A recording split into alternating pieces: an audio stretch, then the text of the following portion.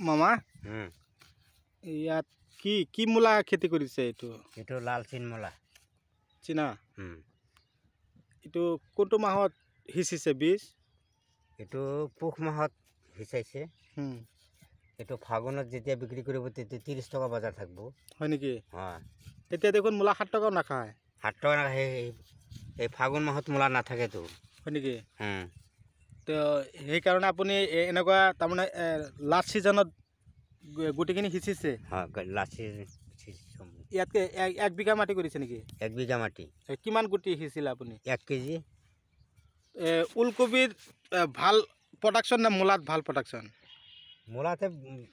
production বেছি কিন্তু খৰচ কম হয় না খৰচ কম আজি হাজিৰা কেইটা লৈছে আপুনি হাজিৰা তিনটা লৈছে যোৱা বছৰো দেখোন আপুনি মূলা খেতি কৰিছিল 1 বিঘা হয় 1 বিঘা কৰিছিল ভালে পইচা পাইছিল কিমান পাইছিলে 50,000 টকা হয় নেকি এইটো আৰকে সিড নেকি আছিল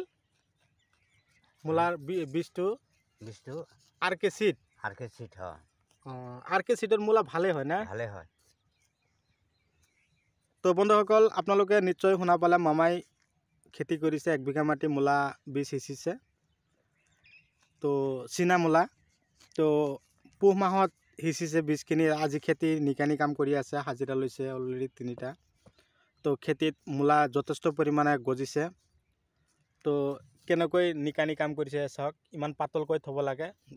বেছি ঘনকৈ থ'লে মূলা বেছি প্ৰডাকশ্যন নহয় আৰু মূলাখিনি ডাঙৰ দীঘল হওঁতে অসুবিধা হয় আৰু নিকানি কাম কৰাৰ পিছত নিকানি কাম যে কৰি আছে তাৰ পিছত আপুনি কি কি সাৰ দিব খেতিত এইটো মেগনেছিয়াম দিব লাগিব 5 কেজি 10-26 5 কেজি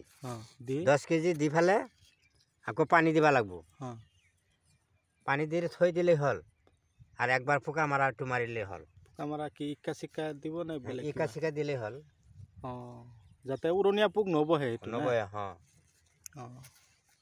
এবাৰ কি আপুনি কিমান হাজাৰ টকা বিক্ৰী কৰিব বুলি আশা ৰাখিছে আপুনি কমতো 50,000 টকা বেচিম হয় নেকি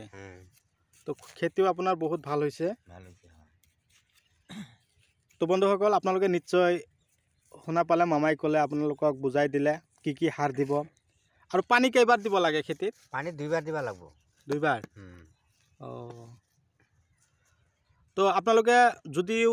মোৰ চেনেলৰ এতিয়াও নতুন ভিউয়াৰ্স হিচাপে আছে তেনেহ'লে মোৰ চেনেলখন সাবস্ক্ৰাইব কৰি দিব আৰু কাষত থকা বেল ঘণ্টিটো বজাই দিব এনেকুৱা ধৰণৰ